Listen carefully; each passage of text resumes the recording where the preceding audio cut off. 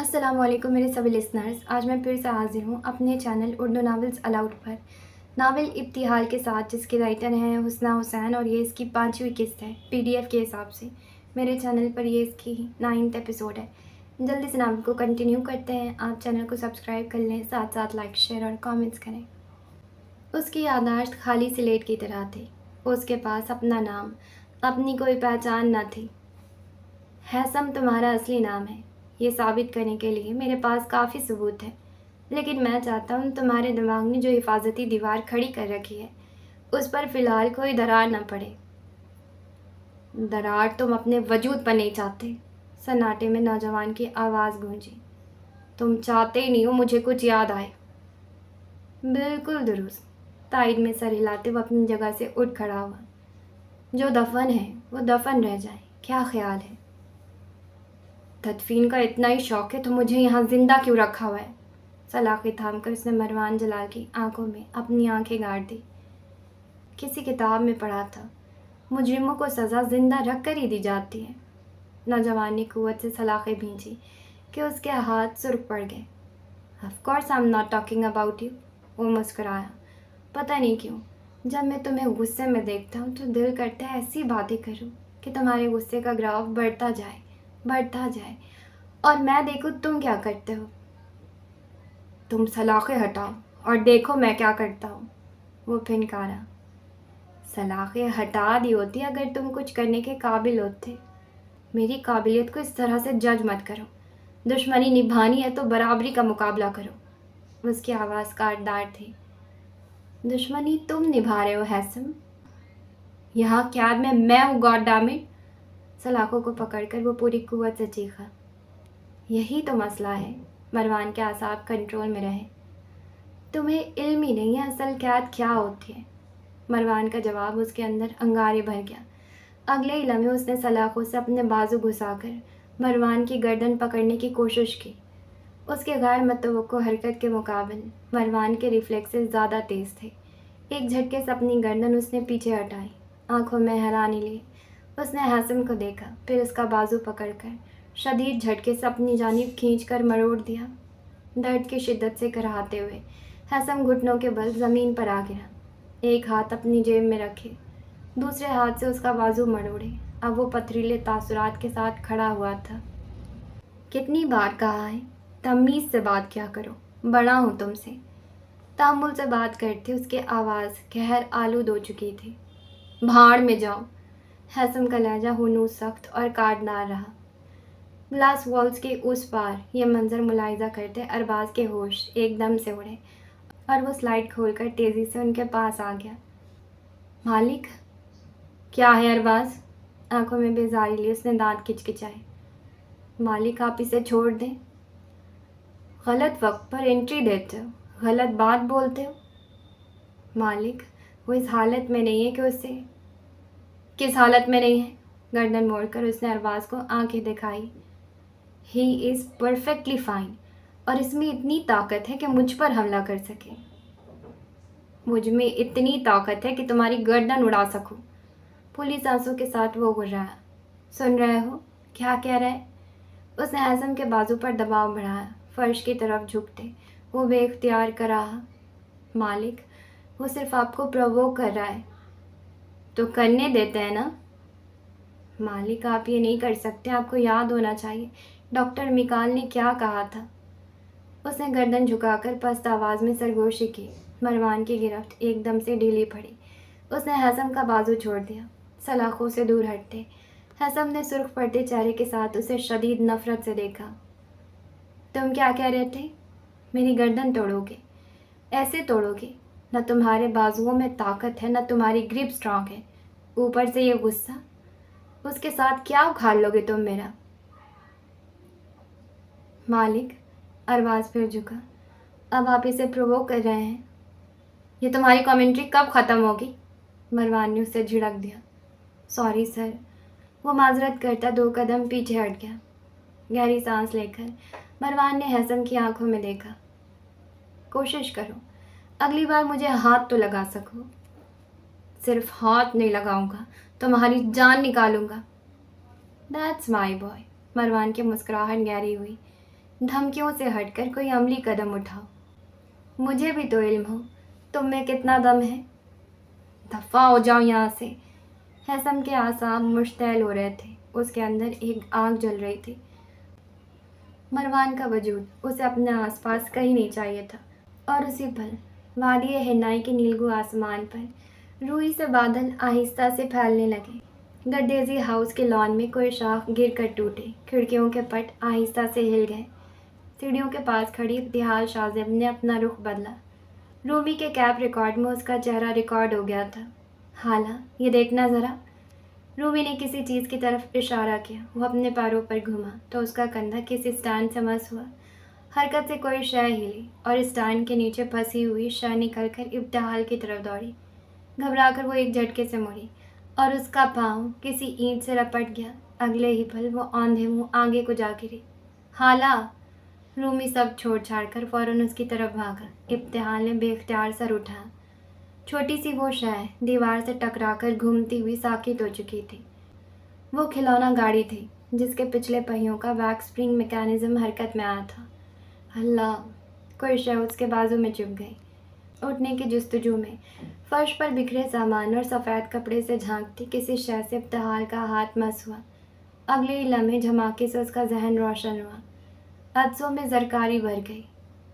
ए दीवार के आईने, कौन है इन सब में ज़्यादा ताकतवर? हैसम। गर्देजी हाउस के दरो दीवार निस्वानी चीखों से गूंज उठे। इब्तिहाल के पूरे वजूद को एक झटका लगा। मरवान जलाल के ऐन सामने खड़ा हैसम एकदम से लड़खड़ा गया। मेज़ का सहारा लेते उसने बमुश्किल खुद को गिरने से बचाया। हैसम! उसकी समातों में वो नाम हथौड़े की तरह लगे। गर्दन में कसी हुई जंजीरों को बेदर्दी से खींचा गया। रोशनी की तरफ भागता उसका वजूद मुंह के बल ज़मीन पर आ गिरा। झमाके से शीशा टूटा। चीखो पुकार की आवाज़ उभरी। शीशे के टुकड़े फिज़ा में बिखरे। खून की धार फर्श पर गिरी। इब्तिहाल शाज़िब ने एक झटके से अपना हाथ हटा लिया। अगले ही पल कसरे जलाल का कैदी हैसम बिन ताशफीन अपने कद समेत फर्श पर आ गिरा। उसकी आंखें फटी हुई थी। उसका जिस्म कांप रहा था। ए दीवार के आईने! बरकी गर्ज की आवाज़ हॉल में झमाके से गूंजी और छपाक से पानी में गिरने का एहसास उसके पूरे वजूद पर हावी हुआ। हैसम का सांस बंद होने लगा। फिंगरप्रिंट से लॉक खुल गया। सलाखें एक तरफ को स्लाइड कर गई। हैसम! कोई उस पर झुका। हाला! रूमी ने इब्तिहाल को पकड़ा। हाला! जो जोड़ कर हिलाया। वो अपनी जगह पत्थर हुई बैठी थी। उसके पूरे वजूद पर लर्ज़ा तारी था। उसकी आंखों में दहशत उतरी हुई थी। हाला! रूमी ने तेज़ी से उसके दोनों हाथ थामे। उसके हाथ अब ठंडे हो रहे थे और चेहरा सफ़ेद पड़ चुका था। क्या हुआ है तुम्हें? क्या देखा तुमने? गर्देजी मकान के दरो दीवार पर सालिहा सालों से ठहरे हुए बारीक जाले रेशा रेशा होकर फिज़ा में बिखरने लगे। मकान की धूल, मिट्टी और गड़ने कदमों के निशान मिटा दिए। नीम तारीकी का तासुर गहरा होने लगा।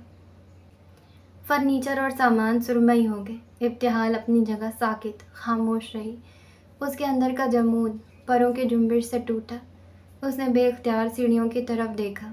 ऊपरी मंजिल पर लहराती हुई एक सुनहरी तितली नीचे आकर फिज़ा में मंडलाने लगी।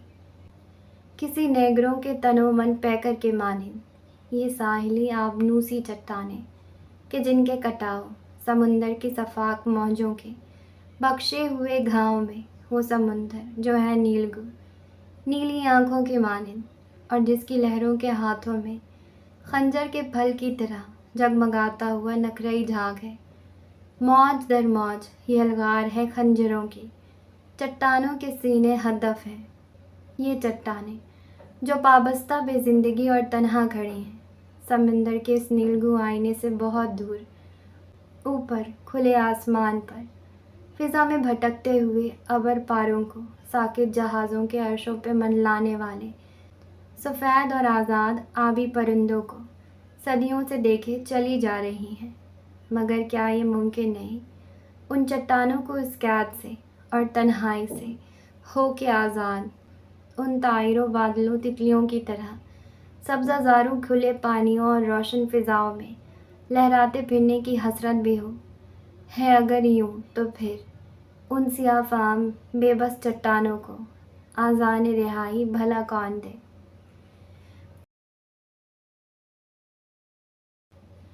तितली पर निगाह जमाए वो अपनी जगह से उठ खड़ी हुई। क्या देख रही हो तुम? रूमी अपनी जगह हैरान और परेशान खड़ा था। उसने होंठ पर उंगली रखकर रूमी को खामोश कराया।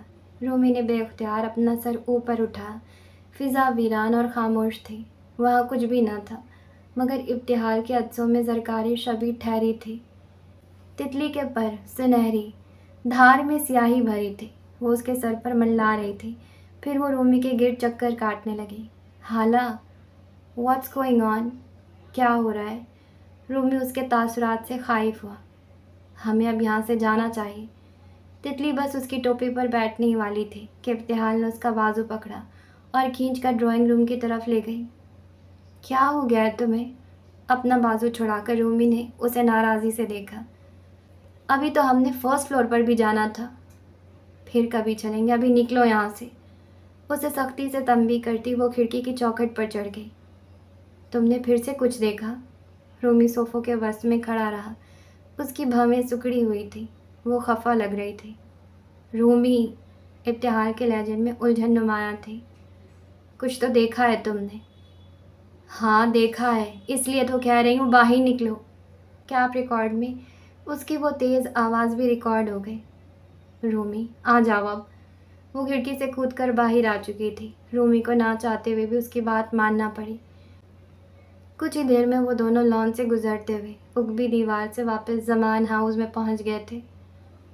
मुझे लगा था तुम डरपोक नहीं हो, कैप रिकॉर्ड अपने हाथ में पकड़ते हुए रूमी ने दबे गुस्से के साथ कहा था। मुझे पूरे घर की वीडियो बनानी थी हाला। मैंने सनान भाई से वादा किया था।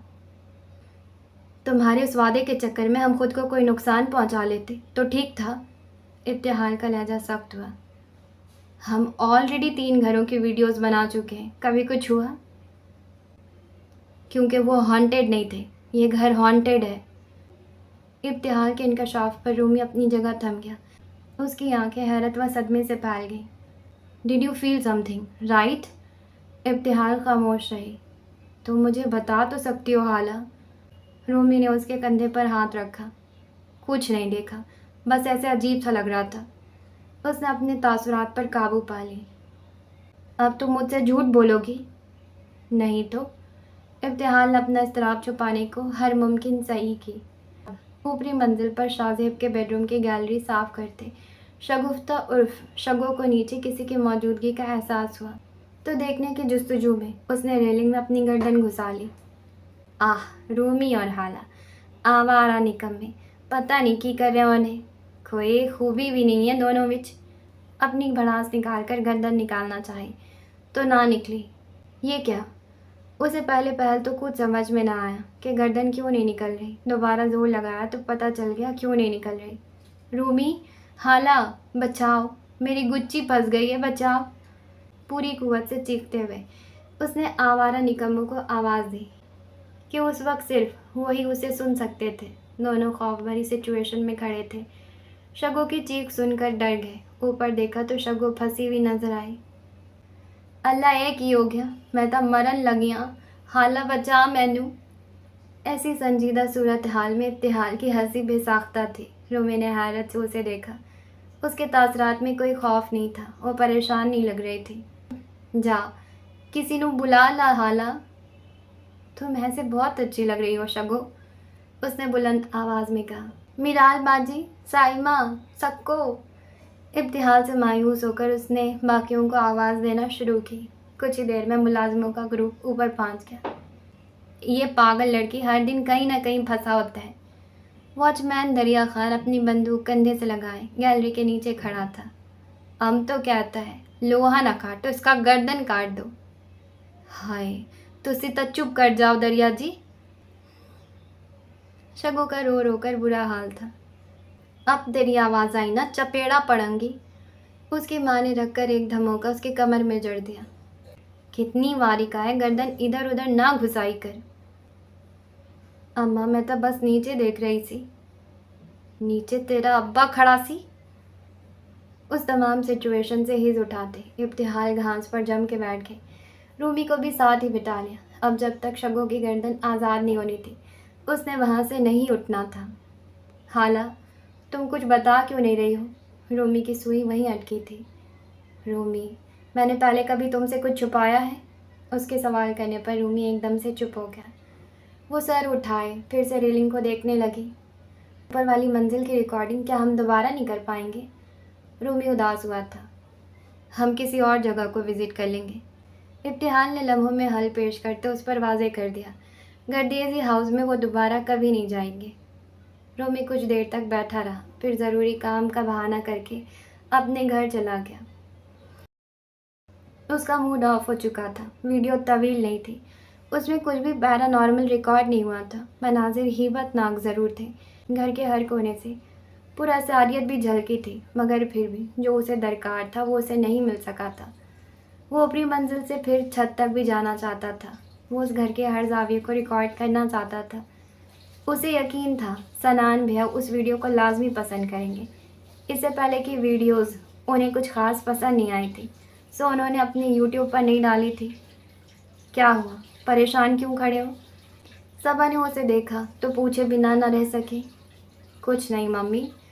उसने देखा वो हाथों में कुछ बैग्स उठाए सीढ़ियों की तरफ जा रही हैं। आप क्या कर रही हैं? मुजफ्फराबाद की तैयारी। वो एक्साइटेड सा होकर उनकी तरफ भागा। हम सच में वलीद भाई की शादी अटेंड करने जा रहे हैं? रूमी का मूड एकदम से खुशगवार हो गया। कुछ देर के लिए वीडियो और गर्देजी हाउस का गम भूल गया और सबा के साथ पैकिंग में मसरूफ़ अमल हो गया। उसका कैप रिकॉर्डर वहीं मेज़ पर पड़ा हुआ था। अकब में खिड़कियों के उस पार हिन्नाई की बुलंदियों में परिंदे उड़ान भरते नजर आ रहे थे। दिलरुबा वार्डरोब खोले खड़ी थी। बैग नीचे पड़ा था। हैंगर्स में लटके फैंसी कपड़ों को आगे पीछे करते उसने एक एक करके सूट निकालना शुरू किए। मुलाजमा उसके हाथ से हैंगर लेकर कपड़े तय करके बैग में रखने लगी। बारात के लिए उसने सियाह मैक्सी पसंद की। मेहंदी, मायूं और निकाह के लिए भी उसने शोख रंग चुने। सूट भारी कामदार थे। इस बार वो खुलकर तैयार होना चाहती थी। एक एक इवेंट एंजॉय करना चाहती थी। दराजे खोलकर उसने फिर अपने कपड़े के हिसाब से ज्वेलरी मैच की, चूड़ियाँ और जूते अलग किए। उसी दौरान उसके मोबाइल पर फैज़ान की कॉल आने लगी। मुलाजमा को अमल का बैग बनाने की हिदायत देती वो खिड़कियों के सामने जा खड़ी हुई। तैयारी हो गई? बस हो रही है। रवानगी कब की है? सुबह 9 बजे तक इंशाअल्लाह। वो बहुत खुश थी। फैज़ान मुस्कुराया। और अमल कैसी है? ठीक है, सरसरी सा जवाब देते उसने बेड की तरफ देखा। मुलाजमा अमल को सेब की काश खिला रही थी। काफ़ी दिनों से देखा नहीं है उसे, तस्वीर तो भेजना। ठीक है, भेज दूंगी। इधर उधर की कुछ बातों के बाद फैज़ान ने फ़ोन बंद कर दिया। उसे ज़रूरी काम था। दिलरुबा ने अमल की कुछ तस्वीर खींचकर उसे भेज दी। जवाब फ़ौरन आया था। वो तारीफ़ कर रहा था। बिल्कुल तुम्हारी जैसी है। दिलरुबा मुस्कुराई। हालांकि दुर्दाना भाभी कहती थी नैन नक्श शाजिल के हैं। तुमने शाजिल से बात की? आज करूँगी। उसी लम्हे मुलाजिम ने शाजिल की आमद की इत्तला पहुँचाई। बेदिली से सर हिलाकर उसने फैज़ान को शाजिल का बताया और मोबाइल रखकर उठ गई। अपने चेहरे के तल्ख तासुरात में बशाशत भरते हुए वो शाजिल से खुश इखलाक़ी से मिली। मुलाजिमों को फ़ौरन खाना लगाने का हुक्म दिया। खुद उसका कोट उतारा। शाजिल ने अमल को उठा लिया। अपने बाप को देखते ही बच्ची का चेहरा खिल उठा। बारी बारी उसके गाल चूमते उसने अमल को बिठा लिया। फिर रिफ़्रेश होकर वो दिलरुबा के साथ नीचे आ गया। खाने के मेज़ पर वो अपनी शॉपिंग और तैयारी का जिक्र करती रही। वो बहुत नरमी और मोहब्बत से उसे देखता रहा, सुनता रहा। अगर तुम शादी से 2 दिन पहले आ जाओ। उसे मोहतात होकर अपने मतलब की बात की। फैज़ान के शेड्यूल के मुताबिक तारीख में रद्द बदल की ज़रूरत थी। हम इस पर बात कर चुके हैं दिलरुबा। भाई यहाँ नहीं है और मैं शॉर्ट नोटिस पर इस तरह कंपनी को छोड़ कर नहीं आ सकता। फिर मुझे फंक्शंस का मज़ा नहीं आएगा। वो उदास हो गई। दिलरुबा, अरसे बाद ख़ानदान इकट्ठा होगा। पिछली बार शादी पर मैं अकेली गई थी तो सबने बहुत बातें बनाई थी। इस बार आप बारात वाले दिन आएंगे तो उस पर भी बातें बनेंगी। मैं चाहती हूँ आप मेरे साथ हर फंक्शन अटेंड करें। शाजिल कुर्बान होती निगाहों से उसे देखने लगा। कभी कभार उसे दिलरुबा का रवैया, उसके अंदाज़ और लहजे की तब्दीली ख्वाब सी लगती थी। उसने कभी नहीं सोचा था सब इस तरह अचानक ठीक हो जाएगा। शाज़िल प्लीज़, जो हुक्म तुम करो। उसने दिलरुबा के हाथ पर अपना हाथ रखा। वो मुस्कुराई। Thank you Shazil, thank you so much. खाना खाने के बाद दिलरुबा सोने चली गई, मगर वो अपने ऑफिस के कुछ मामलात को देखता स्टडी रूम में बैठा रहा। 11 बजे उसे दुर्दाना की कॉल आई। वक्त देखते उसने कुछ हैरानी से कॉल रिसीव कर ली। भाभी, सब खैरियत है? सलाम दुआ के बाद उसने तशवीर से पूछा था। हाँ सब ठीक है, बच्चे तुम्हारे भाई के साथ बाहर गए हैं और मैं खाना बना रही हूँ। और खाना बनाते हुए आपको मेरी याद आ गई? बिरयानी बनाई हूँ इसीलिए याद आती है। वो हंस दिया। दुर्दाना चुप हो गई। भाभी, शाज़िल घर में सब ठीक है? शाज़िल ने मोबाइल हटाकर नासमझी के आलम में स्क्रीन को देखा। हाँ सब ठीक है अल्हम्दुलिल्लाह। तुम और दिलरुबा? आई मीन जी भाभी सब ठीक है, हालात पहले से भी बेहतर हो चुके हैं। दुर्दाना ने कुछ बेकरारी से अपना निचला लब काटा। शाज़िल, एक बात कहूँ तुमसे? जी भाभी। तुम्हें मेरी बात बुरी लग सकती है, सफ़ीर को भी बुरी लग जाती है। उन्हें लगता है मैं बहुत निगेटिव सोचती हूँ और ये सब मेरे दिमाग का खन्नास है। क्या बात है भाभी, आप परेशान लग रही हैं। शाज़िल को तशवीश हुई। भाई ने कुछ कहा है आपसे? नहीं, सफ़ीर साहब मेरी ऐसी कोई बात नहीं होती। उसने गहरी सांस भरी। मुझे बस तुमसे ये कहना है, दिलरुबा से मोहतात रहो। व्हाट? शाज़िल को लगा उसे सुनने में गलती हुई है। मैं जानती हूँ तुम्हें अच्छा नहीं लगेगा मैं तुम्हारी बीवी के बारे में ऐसी कोई बात करूँ, लेकिन मैं सच कह रही हूँ, मुझे उससे कोई अच्छी वाइब्स नहीं आती। भाभी, वो बदल चुकी है, उसे अपनी गलतियों का एहसास है, मुझसे माफ़ी भी मांगी है।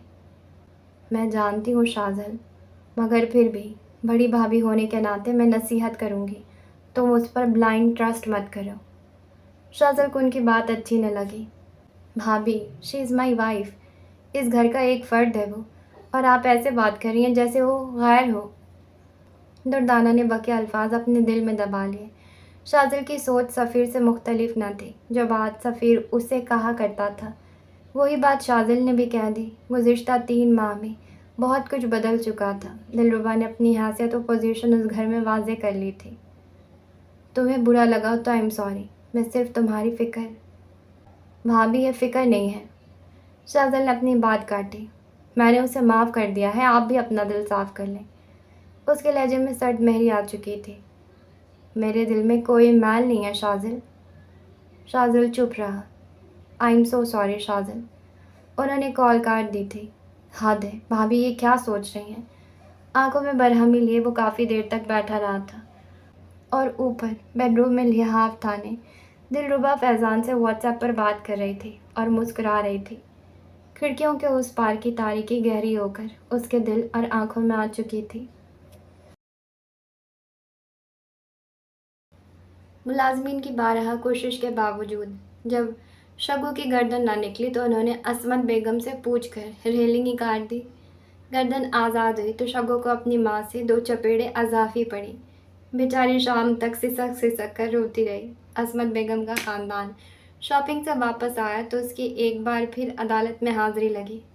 गज़ब खुदा का, रेलिंग में गर्दन घुसाकर कौन नीचे देखता है? शगु सर झुकाए सूसू करती रही। रहने दे खाला, अनूशे हंस रही थी। छोड़ दे बेचारी को, गलती हो गई इससे। शगु ने बड़ी ममनून होती निगाहों से अनूशे को देखा। सिर्फ वही बोली थी, बाकी सब तो मसरूफ़ थे। कोई शॉपिंग देख रहा था और कोई मोबाइल। किसी को कपड़े में नुक्स नज़र आ गया था और किसी को फैंसी सूट की कीमत का अदराक अब हो रहा था। 20,000 इस सिंपल सूट का? अम्मारा प्राइस टैग पकड़े चीखी। उज़्मा ताई ने एक सर्द निगाह उस पर डाली। तुम्हें प्राइस का पता नहीं था? नहीं मामा, मैंने तो सिर्फ सूट पसंद किया था। अगर इतनी प्राइस थी तो मैं कभी ना लेती। और मैंने इसे ख़रीद लिया कि शायद तुम्हारी पसंद का है। अमारा एकदम से शर्मिंदा हुई।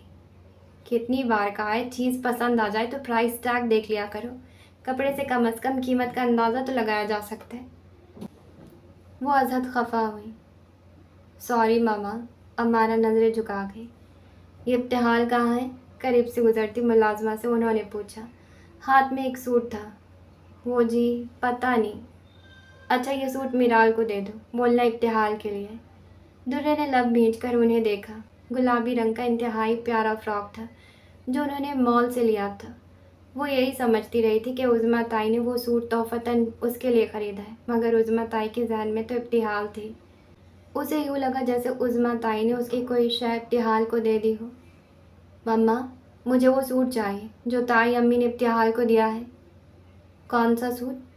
अपना पर्स खंगालते हुए कैश का हिसाब करते समरा ने नासमझी के आलम में देखा।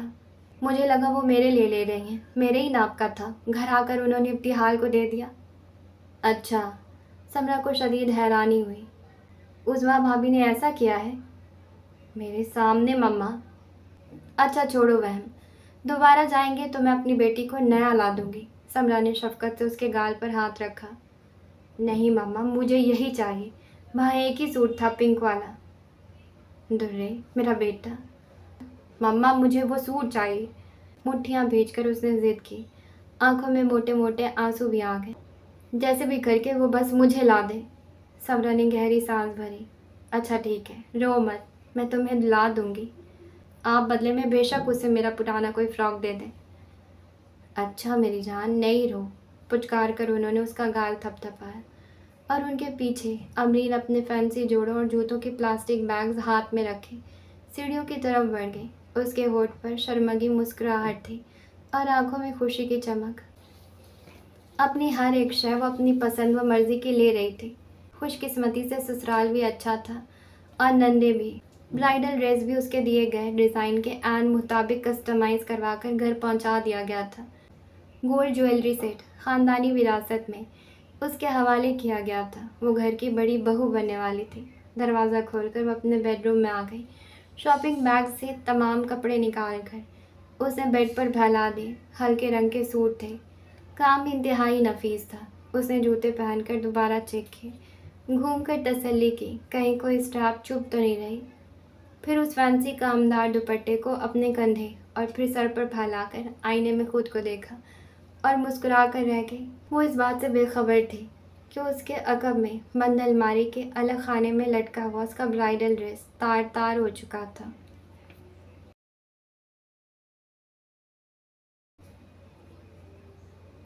कसरे जलाल के तय खाने में सलाखों के उस वसी कमरे में खामोशियां धरी थी।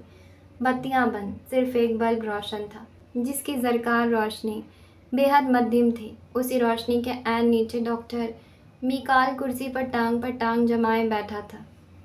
कुछ देर पहले तक उसके हाथ में एक टैबलेट रहा था, मगर अब उसकी जगह एक किताब आ चुकी थी। यकसोई से पढ़ते हुए वो अजहद एहतियात से सफ़े पलट रहा था। उसकी रंगत गंदुमी थी, बाल सियाह व सफ़ेद का इम्तिजाज थे। सियाह आंखों के गिर्द हल्की सी झुर्रियाँ थी। चेहरे पर उम्र की पुख्तगी आया थी। सफ़ेद पैंट कोट में मलबूस वो कुर्सी के साथ पुष्ट टिकाए बावकार अंदाज में विराजमान थे। उसके जूते चमकदार और लिबास इंतहाई कीमती था। उसकी आंखों पर ऐनक का बारीक मुस्तकिल फ्रेम था जिस पर लैम्प की मध्यम रोशनी सुर्ख शेड में ढलकर मुनक्कस हो रही थी। ज़हनी तारीकियों से उलझते और अपने वजूद में किसी दर्द को शिद्दत से महसूस करते हैसम की आंख सफ़ों की आवाज़ से खुल गई थी। तारीकी में रोशनी का हालत अभी इस धुन में लिपटा हुआ दिखाई दिया। उसे अपने आसपास किसी की मौजूदगी का एहसास कम, तन्हाई का एहसास ज़्यादा हुआ। सफ़ा एक बार फिर पलटा। कलम की नोक से किसी बयानिया की निशानदेही की गई। ज़ैरिक निगाहों ने उसकी सांसों के उतार चढ़ाव का बगौर जायज़ा लिया। बमुश्किल भारी पपोटों को जुम्बिश देते हैसम ने आंखें खोलकर डॉक्टर मिकाल को देखा। फिर गुस्से और झंझलाहट से करवट बदलकर उसने दूसरा क्वेश्चन अपने मुंह पर रख लिया। कमरे में हब्स का एहसास जाने क्यों शदीद हुआ था। उसकी सफ़ेद शर्ट पसीने से तर उसकी पुश्त के साथ चिपकी हुई थी। गर्दन से नीचे कमर और कंधों पर अनगिनत जख्मों के निशान थे। डॉक्टर मिकाल की निगाहें वापस किताब पर जम गई। जो बेदार हो जाएं, उन्हें सोने की एक्टिंग नहीं करनी चाहिए। जिन्हें इग्नोर किया जा रहा हो उन्हें कमरे से निकल जाना चाहिए। डॉक्टर मिकाल की हरकत एक पल के लिए थमी। उसने नज़र उठाकर अपने मरीज को देखा। एक मबहम सी मुस्कुराहट उसके लबों को छू गई। उसने एक जुमले पर निशान लगाया, एक नाम पर दायरा बनाया اور صفحے کا نمبر لکیروں سے مٹا دیا۔ دیوار پر نصب ہائی فائی سیکیورٹی کیمرے کا فوکس اس کے وجود پر تھا۔ میری کتاب بس ختم ہونے والی ہے۔ ڈاکٹر میکال کی آواز میں ایک ٹھہراؤ تھا۔ اس کے ہاتھ میں ڈیٹو ایپسٹن نامی صحافی کی اسپورٹس جین نامی ایک کتاب تھی۔ یہ کتاب پچھلی بار بھی اس کے ہاتھ میں تھی، تب وہ شروعات پر تھا۔ آج اس نے اختتام کر لیا تھا۔ ہیثم نے کوشن اپنے چہرے سے ہٹایا۔ اسے شدت سے پیاس کا احساس ہوا۔ حلق میں جیسے کچھ اٹک رہا تھا۔ وہ اٹھ کر بیٹھا۔ اس نے ٹیبل سے پانی کا گلاس اٹھایا اور اسے گٹاگٹ چڑھا گیا۔ ڈاکٹر میکال نے بغور اس کا حلیہ اس کا چہرہ دیکھا۔ اس کی رنگت میں زردی گھلی تھی۔ چہرے، گردن اور پیشانی پر پسینہ چمک رہا تھا۔ بے ترتیب بال ماتھے پر چپکے ہوئے تھے۔ اس نے ایک بار پھر اپنی کلائیوں کو دیکھا۔ تم سوتے ہوئے اپنی کلائیوں کو گھماتے رہے۔ ڈاکٹر میکال کے انکشاف پر اس نے انہیں سرد نگاہوں سے دیکھا۔ اور آپ یہاں بیٹھے دیکھتے رہے؟ ظاہر ہے انجیکشن لگایا تھا، سر ختم ہونے تک تو رکنا ہی تھا۔ وہ لب بھیج کر رہ گیا۔ کیا ہوا تھا؟ اس کے تاثرات ہنوز سپاٹ اور لہجہ سنجیدہ رہا۔ کچھ نہیں۔ کچھ نہیں، پر کوئی انسان ایسا رد عمل نہیں دیتا۔ کیسا تھا میرا رد عمل؟ اس کی آنکھوں میں غصہ اور لہجے میں چڑچڑاپن تھا۔ اسکرین کے اس پار اس تمام گفتگو کا ملاحظہ کرتے مروان نے صوفے کے ساتھ اپنی پشت ٹکا لی۔ پرسوچ نگاہیں اب ہیثم کے چہرے پر جمی ہوئی تھی۔ ڈاکٹر میکال نے ٹیب پر ویڈیو پلے کر کے اس کے سامنے رکھ دی۔ اس نے خود کو فرش پر گرتے اور پھر بے طرح سے چیختے دیکھا۔ اس کی آواز میں درد کی شدت تھی۔ وہ تڑپ رہا تھا۔ اسے تکلیف کا احساس ایک بار پھر محسوس ہونے لگا۔ اس نے ٹیب اٹھا کر پوری قوت سے دیوار پر دے ماری۔ اسکرین ٹوٹ گئی۔ اسکریچز کا جال بکھر گیا، مگر ویڈیو بند نہ ہوئی۔ وہ آواز پھر بھی گونجتی رہی۔ ڈاکٹر میکال اپنی جگہ سے اٹھ گیا۔ اس نے ٹیب اٹھایا تو اسکرین تاریک ہو گئی۔ وہ واپس اپنی جگہ پر آ بیٹھا، اپنی گردن پر ہاتھ رکھتے۔ ہیثم نے اپنے خوف اور گھبراہٹ پر قابو پانے کی کوشش کی۔ میں وقت نکال کر تمہارے پاس آتا تاکہ ہمارے درمیان پروڈکٹیو گفتگو ہو سکے۔ اسے لمحوں کا توقف کیا۔ آپ ہمیشہ تبھی آتے ہیں جب مروان آپ کو بلاتا ہے۔ ڈاکٹر میکال نے گہری پرسوچ نگاہوں سے ایک بار پھر اس کا مشاہدہ کیا۔ بریک ڈاؤن سے پہلے کیا ہوا تھا؟ اس نے سوال مختصر اور سادہ رکھا۔ مروان آیا تھا۔ پراسرار خاموشی کا حصہ بنا۔ وہ کچھ لمحوں تک اسے دیکھتا رہا۔ تم کس چیز پر ٹریگر ہوئے تھے؟ ہیثم نے لحاف پر اپنی مٹھیاں سختی سے بھینچی۔ مروان نے تمہارا بازو مروڑا، تمہیں فرش پر جھکایا، اس لیے آپ ڈاکٹر ہو کر اندازے لگا رہے ہیں۔ اندازے لگانے پڑ رہے ہیں تو منہ سے کچھ اگل جو نہیں رہے۔ ہیثم کے تاثرات سخت رہے۔ ٹریگر تو تم ہوئے۔ اس کے لہجے میں یقین تھا۔ کیا وہ میموری فلیشز تھے؟ وہ اس کا چہرہ، اس کے تاثرات پڑھ رہے تھے۔ ہیثم کو لگا وہ اس کے اندر تک جھانک رہا ہے۔ مجھے اس طرح سے دیکھنا بند کریں۔ تم ایک کثر میں قید ہو، کوما پیشنٹ رہ چکے ہو، تمہاری کوئی یادداشت نہیں ہے اور تم چاہتے ہو میں تمہیں نہ دیکھوں۔ وہ اس کے جواب سے محظوظ ہوا۔ ہیثم دانت پیس کر رہ گیا۔ جب بریک ڈاؤن ہوا تو ٹراما رسپانس سے پہلے تمہاری دھڑکن بڑھ گئی تھی۔ اس تمام عرصے میں پہلی بار ہیثم نے ڈاکٹر میکال کو سنجیدگی سے دیکھا۔ کیا مطلب؟ وہ اپنے اندر کی گتھیوں کو خود بھی سلجھانے کی کوشش کر رہا تھا۔ یہی کہ تمہارے جسم نے تمہارے دماغ سے بھی پہلے کچھ محسوس کیا ہے۔ ہیثم کی ریڑھ کی ہڈی میں سرد لہر دوڑ گئی۔ اس کے تاثرات سے ایک بار پھر کچھ اخذ کرتے ڈاکٹر میکال نے اس بات میں سر ہلایا۔ ہیثم کو پھر سے غصہ چڑھا۔ لحاف ہٹا کر بیڈ سے اتر گیا۔ سفید انر کے نیچے اس نے شارٹس پہن رکھے تھے۔ اپنے بالوں میں بے قراری سا ہاتھ پھیرتے وہ ان کی طرف گھوم گیا۔ سارے سوال آپ نے کر لیے، ایک سوال میرا بھی ہو جائے۔ ڈاکٹر میکال نے کتاب اٹھائی اور اپنی جگہ سے اٹھ کھڑا ہوا۔ میں کیوں قید ہوں یہاں؟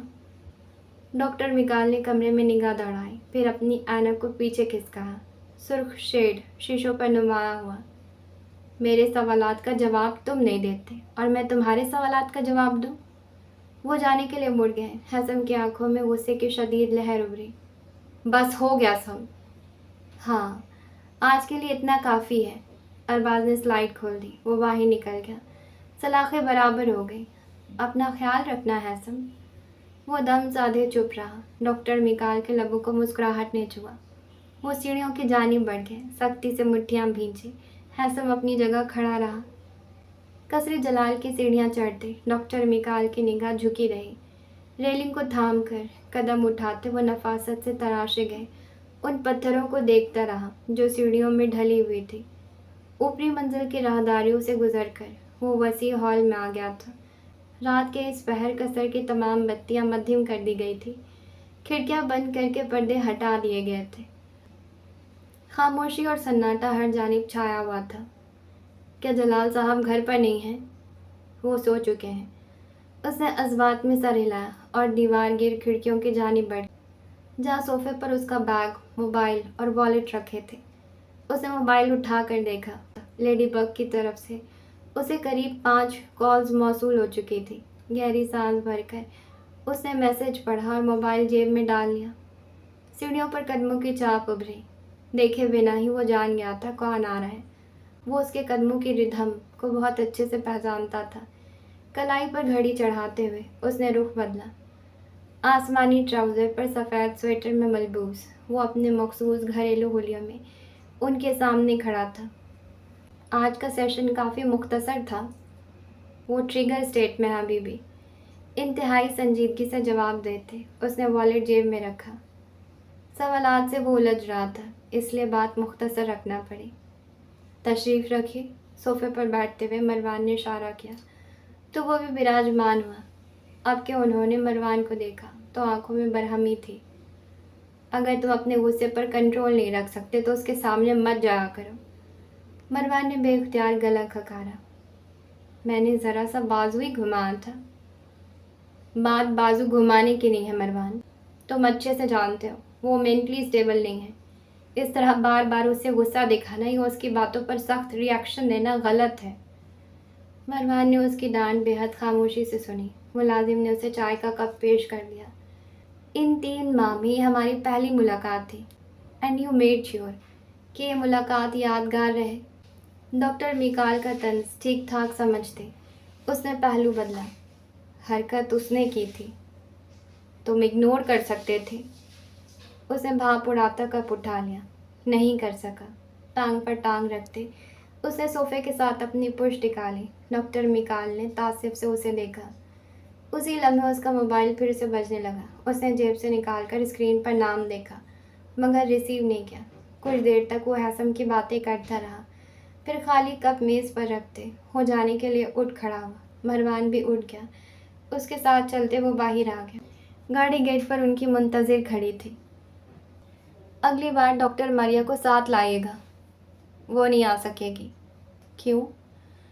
उसने दारा ज्वाइन कर लिया है। मरवान अपनी जगह थम कर रह गया।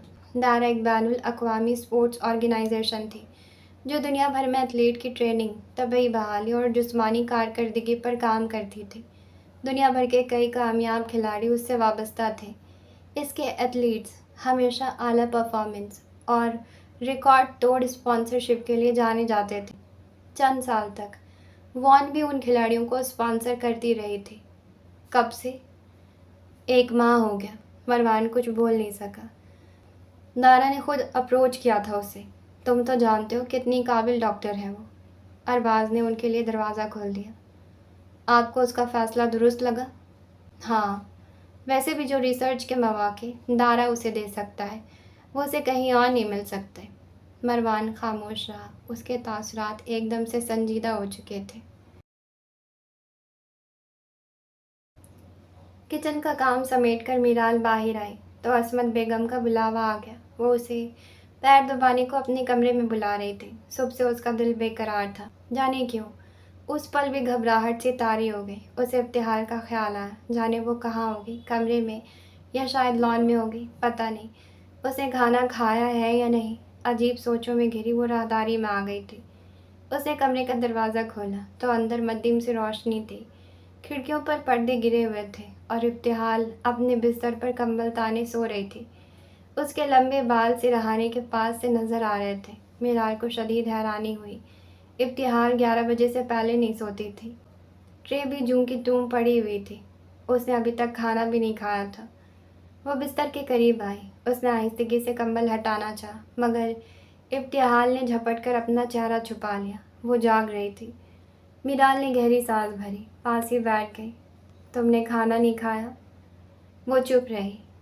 کیا ہوا؟ طبیعت تو ٹھیک ہے نا؟ وہ انسنی کیے پڑی رہی۔ لحاف کے اندر اس کی آنکھیں نم تھیں۔ نچلا لب وہ دانتوں تلے بار بار دبا رہی تھی۔ اپنے ہاتھوں کو اس نے سختی سے بھینچ رکھا تھا۔ حالہ جائیں اپنا کام کریں، سونے دیں مجھے۔ میرال کچھ دیر تک وہاں بیٹھی رہی، پھر اٹھ کر چلی گئی۔ ابتحال نے گہری سانس بھری۔ بار بار ایک ہی منظر اس کی آنکھوں میں آ رہا تھا۔ اس نے اٹھ کر بیٹھتے ہوئے اپنے دونوں ہاتھوں کو لحاف پر رگڑ ڈالا۔ چند ایک بار دھو کر بھی آ گئی، پھر بھی فرق نہ پڑا۔ جلن شدید تھی، انگلیوں کے پورے بے تحاشا سرخ ہو رہے تھے، جوڑوں میں درد ہو رہا تھا، اور ایسا اس کے ساتھ پہلے کبھی نہیں ہوا تھا۔ اس نے اپنا اسکول بیگ کھول کر کتابیں نکالی، باری باری انہیں چھوا، پھر ٹرنک میں رکھی توڑ پھوڑ کا شکار کچھ اشیاء کو ہاتھ میں لیا۔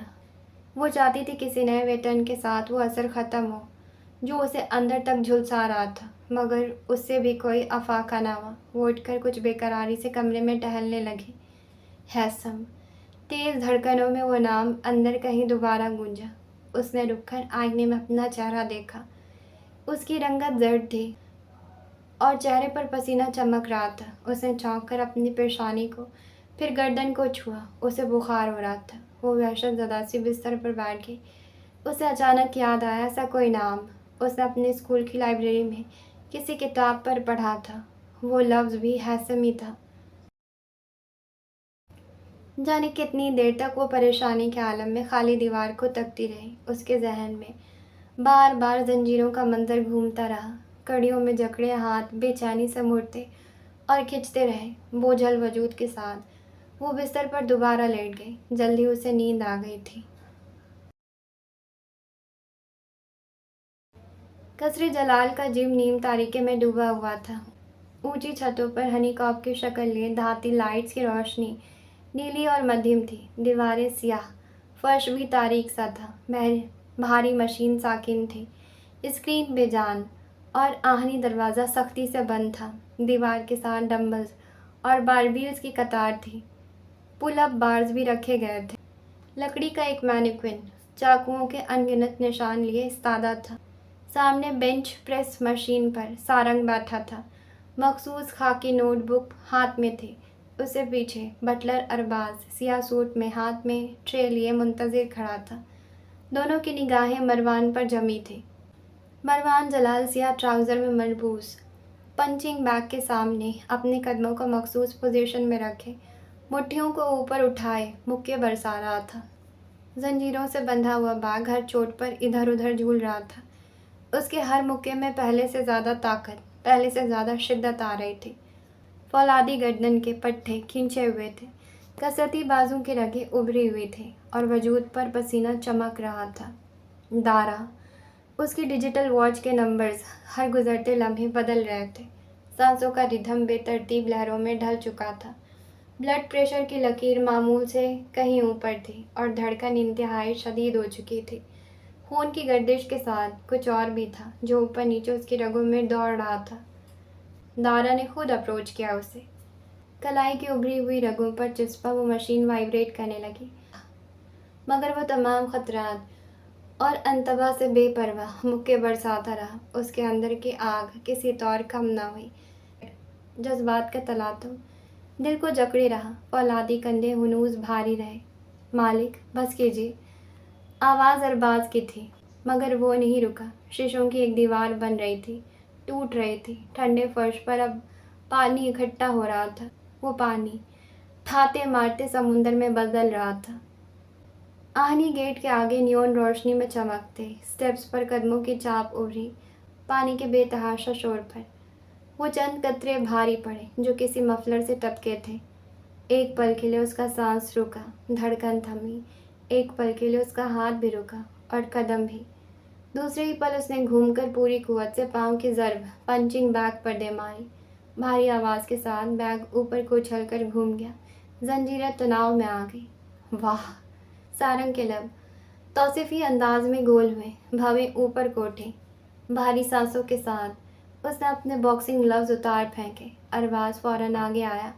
اس نے ٹرے سے ٹھنڈے پانی کی بوتل اٹھائی اور ساری کی ساری اپنے سر اور کندھوں پر اڈیل دی۔ پھر اس نے سارنگ کو اشارہ کیا۔ ملکہ ایلی نور کی کہانی افسانوی ہے مالک۔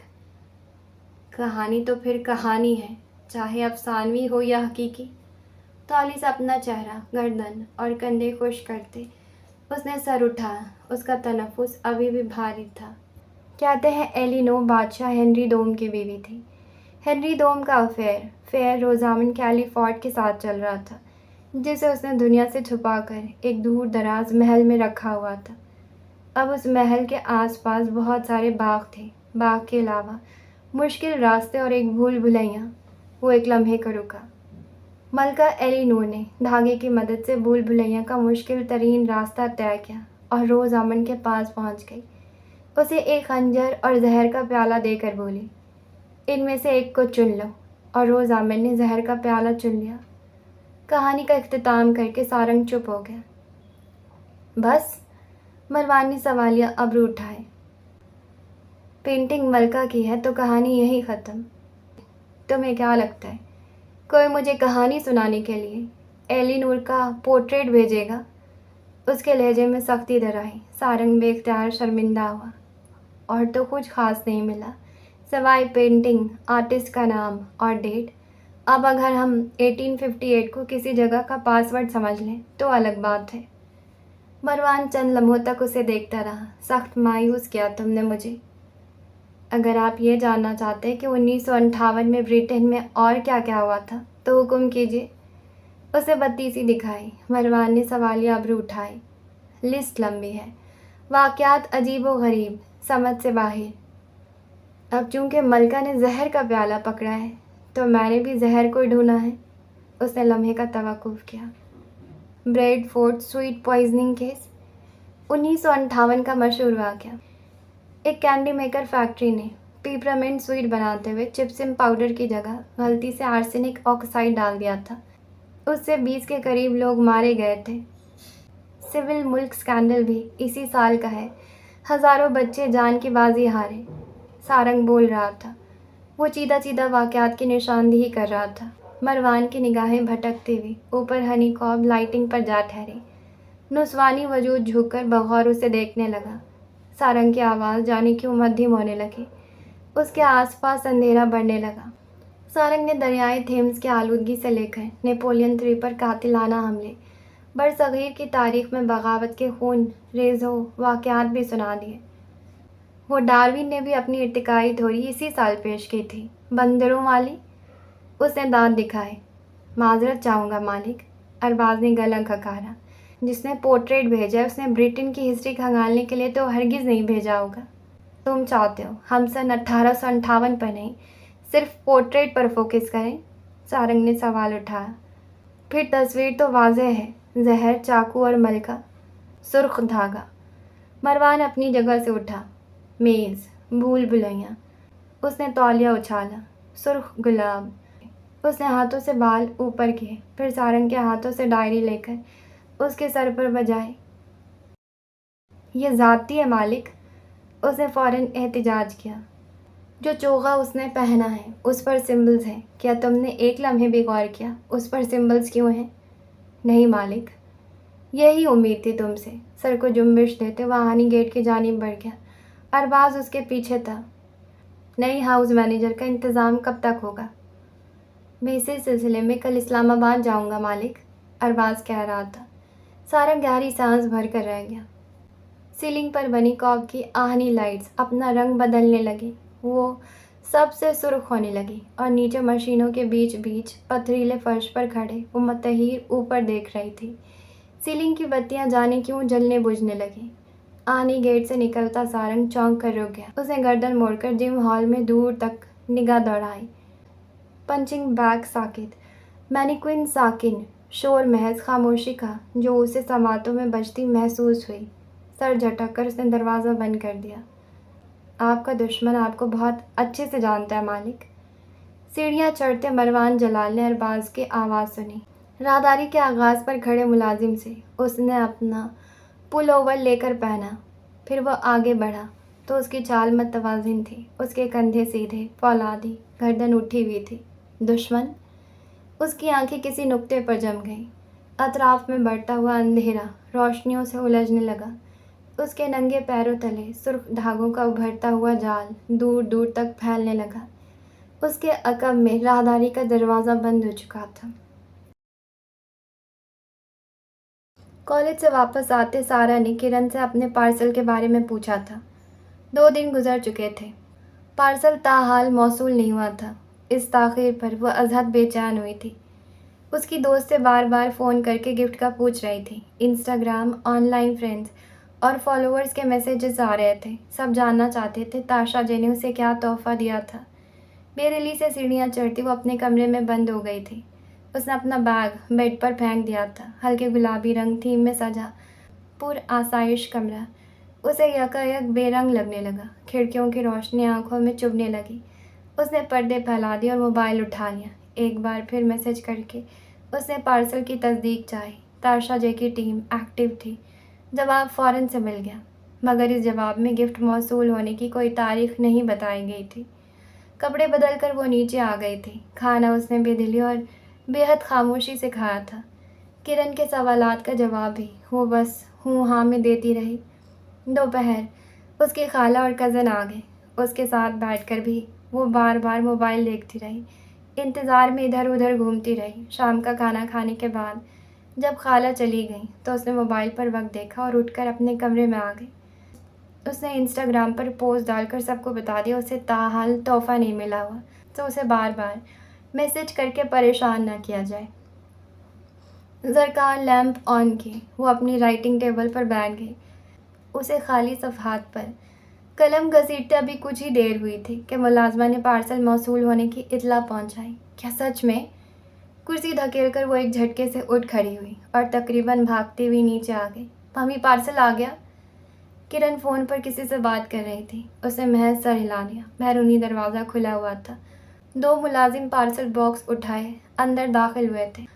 باکس کا حجم دیکھ کر اپنی جگہ حیران رہ گئی۔ اس کا خیال تھا بقیہ رائٹرز کی طرح تحفہ شاید کوئی کتاب ہو، مگر باکس کا حجم بتا رہا تھا اگر تحفہ کتاب ہے تو باکس میں کتابیں ہیں۔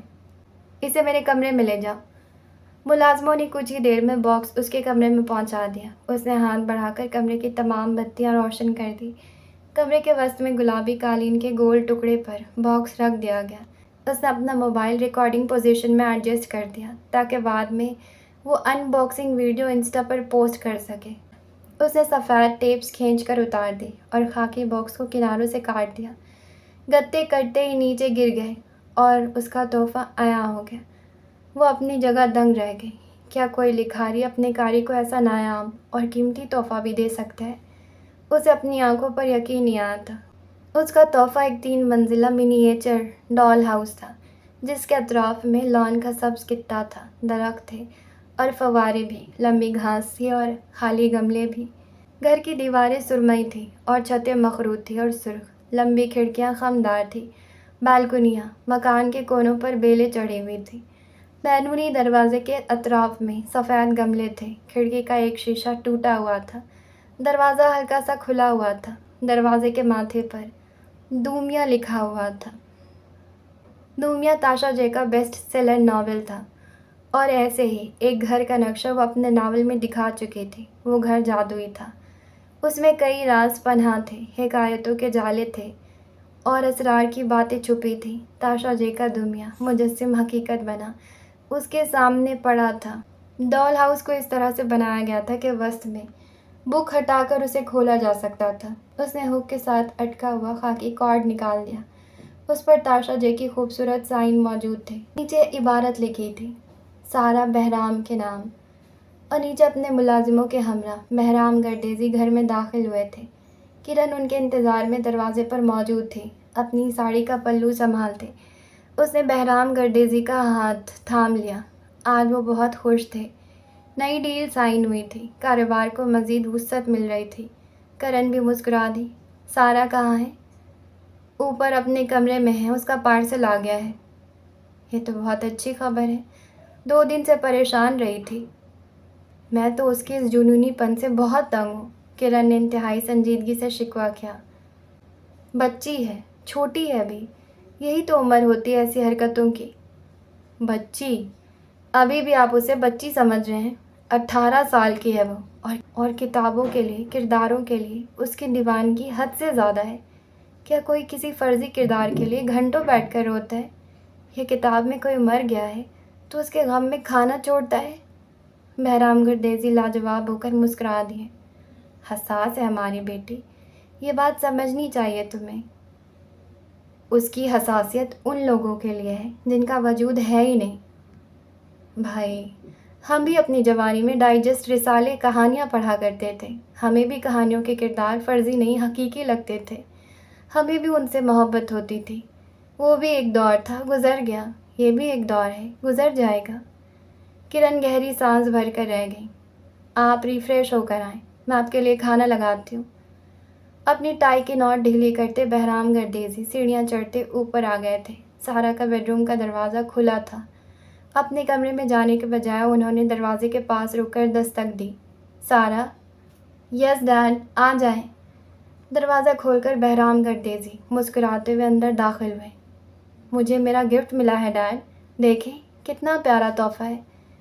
बहरामगढ़ डेज़ी का हाथ पकड़े वो उन्हें अंदर ले आई थी। देखें, इसका इंटीरियर और डिज़ाइन बिल्कुल असली घरों जैसा है। बहरामगढ़ डेज़ी ने मुस्कुराते हुए कमरे के वस में देखा और अगले ही पल वो अपनी जगह पत्थर हो गए। ज़र्बकारी थी, सुधा उनकी याददाश्त पर पड़ी। लॉन, फव्वारे, बैरिनी दरवाजे का डिज़ाइन और अंदर का हिस्सा, लकड़ी का फर्श और ऊपरी मंजिल को जाती सीढ़ियाँ, मखरूती सुर्ख छतों की खपड़ैल और खिड़कियों का डिज़ाइन उनके हवास शल हुए। कितना प्यारा आर्ट वर्क है डैड। इनफैक्ट दूमिया नावल में सेम ऐसा ही घर था। And guess what? जाने वो क्या बोल रही थी, मज़ीद क्या बता रही थी, मगर आवाज़ अब उन तक नहीं पहुंच रही थी जैसे वो तख्लीकी सलाहियत कह रही थी। वो सरकटी गुड़ियों का एक छत्ता था जो उस घर के ऊपरी मंजिल की राहदारी और बेडरूम की दीवारों के साथ लटकाया गया था। सारा के लिए वो मंजर नॉर्मल था। उसके लिए घर का एक एक हिस्सा तख्लीक कारी का नमूना था। उसे यकीन नहीं आ रहा था कि कोई लिखारी अपनी किसी कारी को ऐसा तोहफा भी भेज सकता है। न सिर्फ ये हल्का, कोई अपनी तख्लीक करदा कहानी को ऐसे मुजस्सिम हकीकत में भी बना सकता है। बहरामगढ़ डेज़ी के कदमों तले ज़मीन हिल कर रह गई। उनके दिमाग में आंधी के झक्कड़ चलने लगे। खौफ और दहशत के तासुरात उनके अंग अंग से आया हुई। मंजर किसी आग का था और वो आग अब उन्हें अपनी लपेट में ले रही थी। उन्होंने मुड़कर उसका गिटार उठा लिया इससे पहले कि सारा कुछ समझती। उन्होंने पूरी कुव्वत से उस घर पर दे मारा। झमाके से पत्थर टूटे, दीवारों पर दरारें पड़ी, सुर्ख खपड़ैलें टूटी और शीशे बिखर गए। सारा की चीख निकल गई, डैड, ये आपने क्या कर दिया? उन्होंने बस एक ज़र्ब पर बस नहीं की। गिटार को घुमाकर उन्होंने दोबारा मारा, गुड़ियों को रगड़ा, दीवारों को तोड़ा। सारा उनका बाजू पकड़ती उन्हें रोकती चीखती रही। किरण शोर सुनकर फ़ौरन ऊपर भागी चली आई। क्या हो गया? वो दहशत ज़दा सी कमरे में दाखिल हुई थी। सारा रोते हुए फर्श पर झुकी हुई थी और बहरामगढ़ डेज़ी गिटार हाथ में लिए खड़े थे। कमरे के वस्त में कालीन पर सब टुकड़े टुकड़े हो चुका था। या आपने क्या कर दिया? सदमे से सारा का बुरा हाल हो चुका था। मम्मी, मेरा गिफ्ट, मम्मी! उसकी चीखों से किरण का दिल दहल गया। फ़ौरन उसे उसकी तरफ लपकी, बेटी को भींचकर खुद से लगाया। यह आपने क्या किया है बहरामगढ़ डेज़ी फूली सांसों के साथ टुकड़ों को देखते रहे, फिर शदीद गुस्से के आलम में कमरे से बाहर निकल गए। सारा चीख रही थी। उसका तोहफा नज़रों के सामने चकनाचूर हो चुका था। वो अब किसी को कुछ दिखा नहीं सकती थी, बता नहीं सकती थी। वो तजुर्बा मुनफर्द था, वो खुशी नायाब थी। किरण उसे संभालती रह गई मगर उसका रोना बंद ना हुआ। हम नया ले लेंगे सारा, मैं खुद खरीद दूंगी तुम्हें। इसे खरीद नहीं सकते। वो नफ़ी में सर हिलाती हिचकियों के साथ रोई जा रही थी। मेरा नाम पहले नंबर पर आया था, ताशा जी ने ये मेरे लिए चुना था। वो किरण के गले लगी रोती जा रही थी, बोलती जा रही थी। उसका मोबाइल बार बार बज रहा था। दोस्तें तस्वीर मांग रही थी। इंस्टाग्राम पर उसके ऑनलाइन फ्रेंड सवाल कर रहे थे, उसने वादा किया था वो सबको दिखाएगी। वो वादा घर में ढलकर टुकड़े हो चुका था। उसके हाथ में ताशा जी की अब कोई निशानी नहीं रही थी। आपने ये क्या हरकत की है बहराम? बेडरूम में जाकर वो उन पर बरस पड़ी थी। आपने सारा के गिफ्ट को तोड़ दिया। वो गिफ्ट नहीं था किरण। बेड पर वो पथरीले तासुरात के साथ बैठे थे। उनकी आंखों में खून उतरा हुआ था। ये आप क्या कह रहे हैं? उसकी फेवरेट राइटर ने भेजा था। राइटर? वो अपनी जगह से झटके से उठ खड़े, हवासों पर जैसे बिजली गिरी। कौन सी राइटर? ताशा जे। सुबह तो बताया था उसने। वो अगले कई लम्हों तक मुंजमद खड़े रहे। ताशा जे? उन्होंने सारा के मुंह से ये नाम कई बार सुना था। किरण, घर में सरकटी गुड़िया थी। ये कोई तोहफा होता है देने के लिए? किरण ने तासिफ से अपने शौहर को देखा। मुझे यकीन नहीं आ रहा इतनी सी बात का आपने इशू बना लिया। तुम्हें मेरी बात समझ नहीं आ रही? गुड़ियों की गर्दनें नहीं थी। फॉर गॉड सेक बहराम, क्या इसलिए आपने डॉल हाउस को तोड़ दिया? सच में सिर्फ यही वजह थी? बहराम गर्देजी कुछ कह ना सके। आप मुझे पहले क्या कह रहे थे? हसास है। आपने उसकी हसासियत का ख्याल किया? वो इतना तो रो रही है, मैं अब उसे कैसे चुप करवाऊँ? किरण गुस्से में कमरे से निकल गई। बहराम गर्देजी मुट्ठियाँ भींचते अपनी जगह खड़े रह गए। ज़रका एकेडमी का वो ख़ास इंटरव्यू रूम था जिसके बाहर वो वेटिंग एरिया में बैठी अपनी बारी का इंतज़ार कर रही थी। आसमानी फ्लोरल ड्रेस पर वो सफ़ेद रंग के स्वेटर में मलबूस थी जिसकी लंबी तंग आस्तीनों ने हथेलियाँ छुपा रखी थी। सफ़ेद मफलर उसने अपने गले में डाल रखा था। लंबे सियाह बाल कैचर में जकड़ रखे थे। कुछ लट्टें उसके चेहरे पर बिखरी थी। उसकी बड़ी बड़ी सब्जी माइल गहरी संदली आंखों में हल्की सी नमी ठहरी थी। घनेरी पलकें मुड़ी हुई, कुदरती रंग लिए होंठ खुश्क थे। कानों में नीले मोतियों की बालियां, गले में नखरई चेन थी। दोनों हाथ बाहम पेवस्त किए वो सामने देख रही थी। उसका चेहरा मसनूई तज़य्युन व आराइश से मुकम्मल आरी था। राहदारी में सन्नाटा था, कोई आम दुरफ न थी। सफ़ेद दीवारों पर खामोशियाँ थमी थी। नीलगू टाइल्स पर वहशतें धरी थी। उसके अंदर कहीं वक्त का शोर था, तारीखों का सैलाब था, सानियों की बौछार थी, तस्वीर का एक फ्रेम था और नंबर्स की भरमार थी। ज़रका क्रस्ट एकेडमी की तमाम दीवारें मनाजिर में ढल रही थी। वो सफ़ेद से सियाह हो रही थी। मुस्तकबिल की डॉक्टर आइला हदीद, न्यूरो सर्जन। वाइट बोर्ड पर दिमाग का खाका बनता जा रहा था। उसका कलम खाली सफ़हात पर तेज़ी से चल रहा था। वो सब सुन रही थी, लिख रही थी, दोहरा रही थी। लेक्चर हॉल में वो वाहिद लड़की थी जो बार बार अपना हाथ उठा रही थी, सवाल कर रही थी, जवाब बना रही थी। न्यूरो एनाटॉमी का लेक्चर था। प्रोफेसर नबील का चेहरा मुस्कुराहट में ढल रहा था। वो सर हिला रहे थे। वो उसकी जानिब इशारा करके पूरी क्लास को कुछ बता रहे थे। उनके दाहिने हाथ का बर्न मार्क नज़र आ रहा था।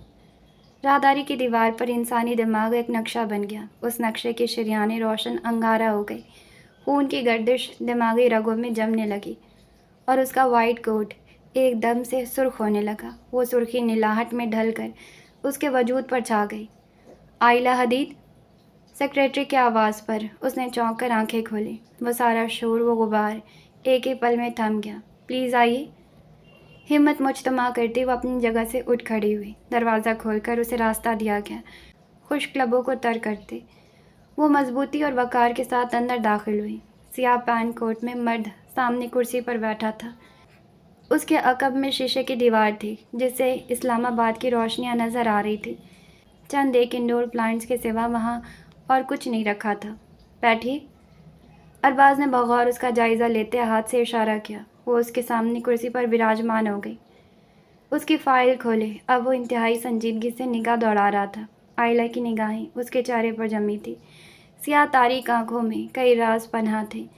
तराशीदा दाढ़ी थी, बाल पीछे को जमे हुए थे। बैठने का अंदाज सिपाहियों जैसा था। आइला की निगाहें ऑफिस रूम में चारों ओर घूमी। फाइल के सफ़े उल्टाते, सरसरी सा जायज़ा लेते अरबाज ने सर उठाया तो आइला हदीद की गिरफ्त अपने कुरैशी बैग की स्ट्रैप पर मजबूत हो गई। उसकी उंगलियों की जुम्बिश से लेकर पलकों की लर्जाहट तक से बेआरामी और खौफ वाज़ेह था।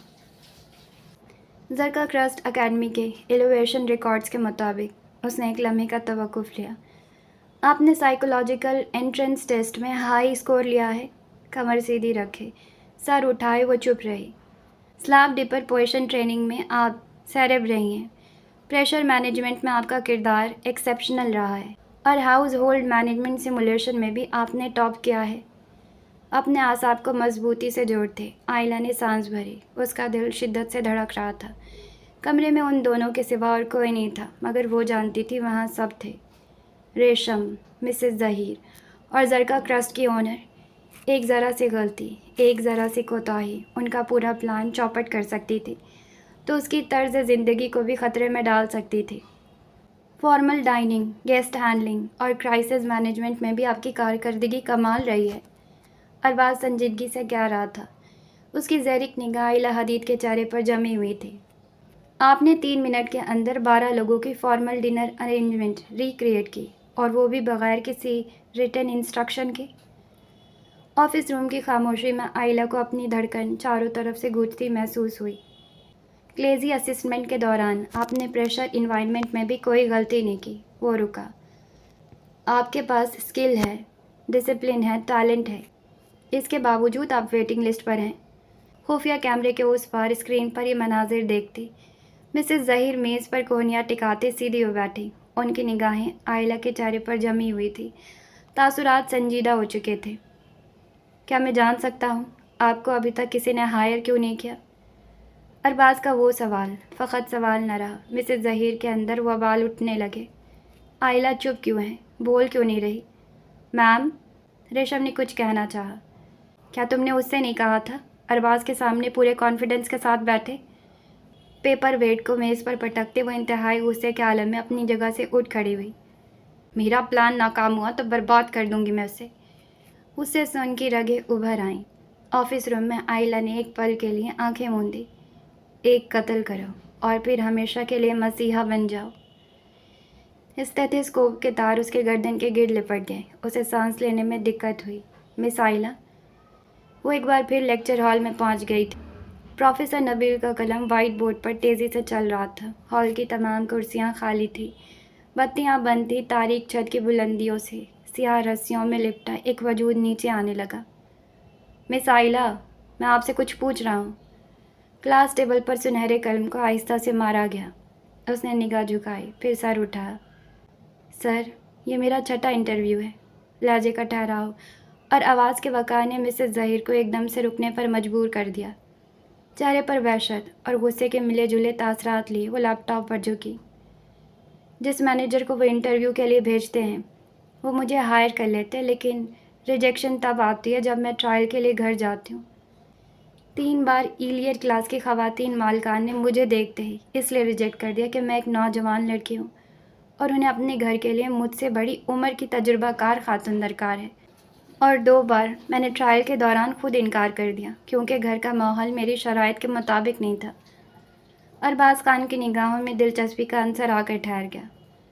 اور آپ کی شرائط کیا تھی؟ میں شراب اور نشہ آور چیزوں کا انتظام نہیں کر سکتی تھی اور نہ ہی لیٹ نائٹ پارٹیز کا حصہ بن سکتی تھی. مسز ظہیر کا منہ کچھ صدمے اور بے یقینی سے کھلا. ریشم اپنی جگہ منجمد کھڑی تھی. آپ جن شرائط پر جاب ڈھونڈ رہی ہیں ان شرائط پر جاب ملنا ناممکن ہے. ارباز خان نے کرسی کے ساتھ پشت ٹکا لی. مسز ظہیر کی پیشانی پر پسینے کے قطرے نمودار ہوئے. کانٹریکٹ کے بعد آپ اپنے مالکان کی ہر بات ماننے کے پابند ہوتے. سر، ابھی کچھ دیر پہلے آپ نے میرے پروفائل سے وہ تمام سکلز گنوائے ہیں جن کی بنیاد پر مجھے ہائر کیا جانا چاہیے، نہ کہ اس بنیاد پر کہ میری خوبصورتی کتنے گیسٹ کو لبھا سکتی ہے یا میری موجودگی میں شراب کی بوتلیں اور لیٹ نائٹ پارٹیز کتنی دلکش و حسین بنائی جا سکتی ہیں. ارباز خان کے لبوں پر خفیف سے مسکراہٹ ابھری. ایک ہاؤس مینیجر کھانے اور دعوت کا انتظام کرنے کا تو پابند ہو سکتا ہے، لیکن ایک پروفیشنل حد سے باہر کسی اور حکم کا نہیں.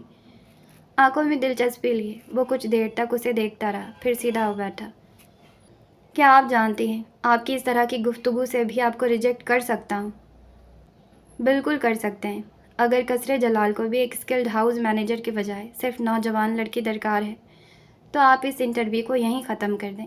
باہر 4 لڑکیاں اور بھی بیٹھی ہیں. اپنی آنکھوں پر گلاسز کو درست کرتے ارباز نے میز پر کونیاں جمائیں. آپ تلخ ہو رہی ہیں۔ بالکل نہیں سر، میں خواہشات اور پروفیشن کے درمیان ایک لکیر بنا رہی ہوں تاکہ آپ کو اور مجھے فیصلہ کرنے میں آسانی ہو۔ آپ اپنے موقف سے پیچھے نہیں ہٹیں گے؟ نہیں سر۔ مسز ظہیر کی آنکھوں میں خون اتر آیا۔ سوچ لیں۔ سوچ لیا sir. You are hired. Arbaz Khan نے اس قدر اچانک کہا کہ وہ کچھ دیر کے لیے صدمے سے گنگ رہ گئی۔ تم نے سنا ارباز نے کیا کہا؟ مسز ظہیر کو سماعت پر یقین نہیں آیا۔ شی از ہائرڈ۔ او گاڈ۔ ان کے دونوں ہاتھ منہ پر آ گئے۔ آنکھوں میں خوشی، چمک، نمی ابھر آئی۔ ارباز خان نے کانٹریکٹ کاپی نکال کر اس کے سامنے رکھ دی۔ آئلہ حدید کا سانس رک چکا تھا۔ اس کے سنلی عطسوں میں دہشت کے آثار پھیلنے لگے تھے۔ اس کی پوری زندگی آنکھوں کے سامنے گھوم کر رہ گئی۔ ڈاکٹر آئلہ حدید، اس نے پروفیسر نبیل کی آواز سنی مگر جواب نہیں دیا۔ کانٹریکٹ کی ڈیٹیلز پڑھتے اس کا دماغ معاف اور وجود سن رہا۔ اس کے تمام شرائط کو ملحوظ خاطر رکھا گیا تھا۔ ابتدائی کانٹریکٹ 2 سال کا تھا، اس کے بعد تجدید کا آپشن رکھا گیا تھا۔ سیلری بھی مناسب تھی۔ قصر جلال میں رہائش و طعام کا انتظام بھی دیا گیا تھا۔ اس نے سائن کے لیے قلم اٹھا لیا۔ ایسا ہی ایک قلم اس نے 3 سال پہلے ایڈمیشن بھرنے کے لیے اٹھایا تھا۔ وہ قلم بھی سنہری تھا مگر اس کی روشنائی نیل سے مشابہ تھی۔ نیل جو جسم پر ابھر آیا، درد جو رگوں سے اٹھ رہا تھا۔ لیکچر ہال اب خالی ہو چکا تھا۔ دماغ کا خاکہ ادھورا رہ گیا تھا۔ تاریک سیلنگ سے اب خالی رسیاں لٹک رہی تھی۔ انہی رسیوں کے نیچے وہ بالکل تنہا کھڑی تھی۔ کچھ صلاحیتیں منظر عام پر آ جائیں تو وبال بن جاتی ہیں۔ اسے تاشا جے کی بات یاد آئی۔ اس نے سچ کہا تھا۔ آئلہ کی صلاحیت بھی اس کے لیے ایک بڑا امتحان بن چکی تھی۔ مظفر آباد کی سرد ٹھٹھرتی پر رونق شام رات میں ڈھل چکی تھی۔ پہاڑوں کی بلند چوٹیوں کے اوپر چاند نیلگو دھن کے حالے میں آدھا ادھورا سا نظر آ رہا تھا۔ دریائے نیلم کی نم ہواؤں میں پھولوں کا عطر گھلا تھا۔ چمیلی، گلاب اور دیگر پھولوں کی خوشبو فضا میں رچی ہوئی تھی، اور کنارے سے اوپر بلندیوں کی طرف وسیع باغات کے وسط میں ایک وسیع فارم ہاؤس تھا۔ اس کی دیواروں سے آج روشنائی پھوٹ رہی تھی اور جس کی دیودار کے درخت آج سنہری لڑیوں سے لپٹے ہوئے تھے۔ مروان جلال نے وہ روشنیوں بھرا منظر اپنی فراٹی بھرتی گاڑی سے اوپر تک دیکھا تھا۔ سارنگ گاڑی چلا رہا تھا۔ اس کے پیچھے بھی ایک سیاہ کار تھی۔ میرے خیال سے آپ کو بڑے صاحب کو اطلاع کر دینی چاہیے۔ جانے کیا سوچ کر سارنگ نے اسے مخلصانہ مشورہ دیا تھا۔ مروان کے لبوں پر ہلکا سا تبسم ابھرا۔ کس لیے؟ زاویار صاحب نے ممکن ہے اپنے گارڈز کو منع کر رکھا ہو۔ تمہیں لگتا ہے اس کے گارڈز مجھے روک سکتے ہیں؟ بندوق کی نوک پر ہر کام ہوتا ہے مالک۔ بندوق کی نوک پر رشتوں کی حدیں نہیں رکھی جاتی۔ سارنگ نے ریئر مرر سے اپنے مالک کا چہرہ دیکھا۔ ایک مخصوص اسٹائل میں ڈھلے ہوئے بال اس کی دانی آنکھ کے اوپر پیشانی پر ٹھہرے تھے۔ سرمئی آنکھوں میں الوہی چمک تھی۔ چہرہ پرسکون تھا۔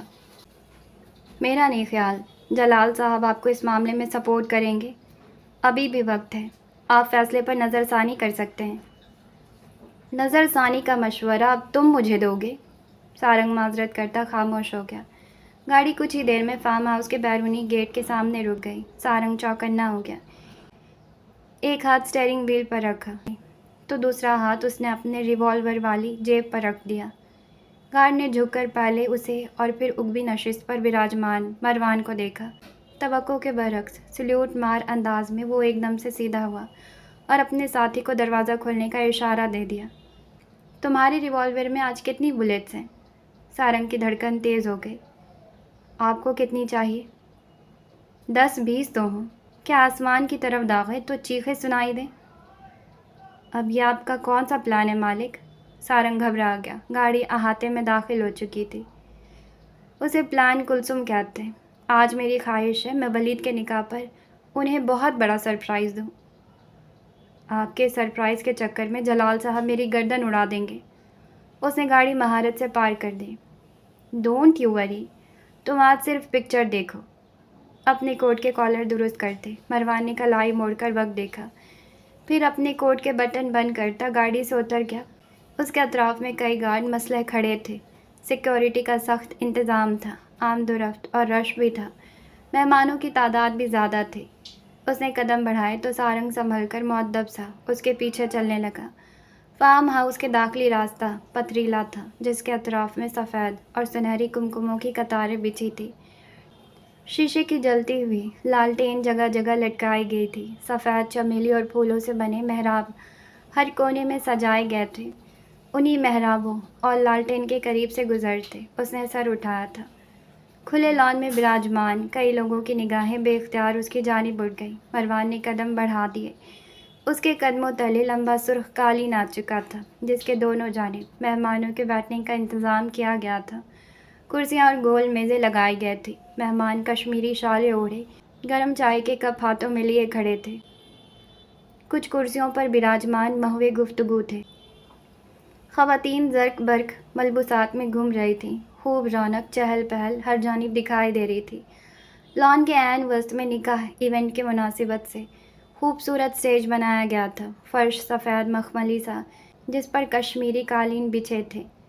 اوپر شفاف پردوں کا ایک سائبان تھا، جس پر سنہری بتیاں موتیوں کی طرح چمک رہی تھی۔ صوفوں کے اطراف میں تازہ گلاب، لیونڈر اور بادامی رنگ کے پھولوں کی سجاوٹ تھی، اور وسط میں سفید کامدار جوڑے میں ملبوس دلہن اپنی ماں اور بہنوں کے درمیان گری بیٹھی تھی۔ دوسرے صوفے پر ولید کلثوم اور زاویار کے ہمراہ بیٹھا تھا۔ جلال صاحب سنگل صوفے پر براجمان تھے، اور صوفے کے پیچھے نیوی 3 پیس سوٹ میں ملبوس سنان اور فادری کھڑے تھے۔ ان کے ساتھ رومی بھی تھا۔ قریب صبا بھی موجود تھی۔ مولوی نکاح کی تیاری کر رہا تھا۔ کاغذات ہاتھوں میں تھے۔ شرائط کا ذکر ہو رہا تھا۔ دلہن کے باپ اور بھائی خوش نظر آ رہے تھے۔ ماموں اپنی طرف سے کچھ شرائط میں اضافہ چاہ رہے تھے۔ جب رونق لگی ہوئی تھی اور اسی رونق کی دھجیاں بکھیرنے کو وہ اسٹیج کی ابتدائی سٹیپس کے پاس آ کھڑا ہوا، اس کی موجودگی کا پہلا احساس کلثوم کا ہوا۔ انہیں اس قدر شدید صدمہ ہوا کہ وہ اپنی جگہ سے ایک جھٹکے سے اٹھ کھڑی ہوئیں۔ زاویار کے تاثرات ایک لمحے میں بدل گئے۔ ہنستے مسکراتے فادری اور سنان کی مسکراہٹیں تھم گئیں، اور ولید کو تو جیسے سانپ سونگھ گیا۔ جلال صاحب اپنی سوچ و خیالات میں گم بیٹھے تھے۔ انہیں اسٹیج پر اچانک سے چھا جانے والی خاموشی کا احساس بہت تاخیر سے ہوا۔ مروان، جلال صاحب کے تاثرات خوشگوار حیرت میں بدل گئے۔ انہیں خوشی ہوئی۔ برسوں کی دشمنی اور اختلاف بھلائے مروان اپنے بھتیجے کے نکاح میں شریک ہو رہا تھا۔ سلام ڈیڈ۔ وہ بھی مسکرایا۔ مروان کی آمد کی خبر سرگوشیوں میں ڈھلی پورے ہال میں پھیل گئی۔ تم یہاں کیا کر رہے ہو؟ زاویار جلال اپنی جگہ سے اٹھ کھڑا ہوا۔ اس کے لہجے میں سانپ کی پھنکار تھی۔ مجھے لگا یہاں میرا انتظار ہو رہا ہے، سوچا کیوں نہ حاضری لگا دی جائے۔ یہاں تمہارا انتظار نہیں ہو رہا، تم جا سکتے ہو۔ زاویار، جلال صاحب نے رعب بھرے انداز میں اپنے بیٹے کو ٹوکا۔ یہ کیا طریقہ ہے؟ زاویار نے بمشکل اپنا غصہ دبایا۔ اعصاب کنٹرول میں رکھتے وہ واپس صوفے پر بیٹھ گئے۔ آپ نکاح شروع کیجئے مولوی صاحب۔ نہیں مولوی صاحب، ابھی رکیے، اتنی جلدی بھی کیا ہے؟ وہ اسٹیج پر آ گیا۔ اس نے انتہائی خوش اخلاقی سے دلہن کے باپ اور بھائیوں کو سلام کیا، پھر اس نے ولید کا کندھا تھپ تھپایا۔ میں آج خصوصاً تمہارے لیے آیا ہوں ولید۔ بیٹھنے کی اور کہیں جگہ نہیں تھی، سو وہ بڑے اطمینان سے ولید کے سامنے کلاس ٹیبل پر ٹک گیا۔ ایک کام ہے بہت چھوٹا، مگر برسوں سے ادھورا پڑا ہے، سوچا کیوں نہ آج مکمل کر لیا جائے۔ ولید نے ناسمجھی کے عالم میں مروان کو دیکھا۔ اس نے اپنے کوٹ کے سائیڈ جیب سے فولڈ کیے ہوئے کاغذات نکال کر اس کی طرف بڑھائے۔ کیا ہے یہ؟ جلال صاحب سیدھے ہوئے۔ طلاق کے پیپرز ہیں۔ جلال صاحب صدمے سے گم ہو گئے۔ زاویار کے پیروں تلے سے زمین سرکی، اور کلثوم کا چہرہ سیاہ پڑ گیا۔ تم ہوش میں تو ہو؟ جلال صاحب انتہائی غصے کے عالم میں دہاڑے۔ ان کے وہم و گمان میں بھی نہیں تھا مروان یہاں آ کر ایسی کوئی حرکت کرنے والا ہے۔ اصولاً تو تمہیں یہ اسٹیپ خود اٹھانا چاہیے تھا۔ اپنے والد کو مکمل نظر انداز کیے اس نے ولید کی آنکھوں میں دیکھا۔ خیر کوئی بات نہیں۔ پھر وہ دلہن کے والد کی طرف متوجہ ہوا۔ میں جانتا ہوں آپ کو ولید کے پہلے نکاح کا علم ہے، لیکن میں حیران ہوں آپ نے طلاق کا مطالبہ نہیں کیا۔ مروان، زاویار کی آواز شدید غصے سے بلند ہوئی تھی۔ ریلیکس بھائی، کیا ہو گیا؟ ولید کا سسرال کھڑا ہے، آواز ذرا دھیمی رکھیں۔ کلثوم کی برداشت ختم ہو گئی۔ وہ اپنی جگہ سے اٹھ کھڑی ہوئی۔ تم ابھی اور اسی وقت یہاں سے چلے جاؤ۔ بھابھی، आवाज़ में अदम और आंखों में बनावटी मोहब्बत ठहरा कर उसने उन्हें देखा। क्यों परेशान हो रही हैं आप? मुझे तो लगा था आप बहुत खुश होंगी जब मैं डिवोर्स के पेपर्स लेकर आऊँगा।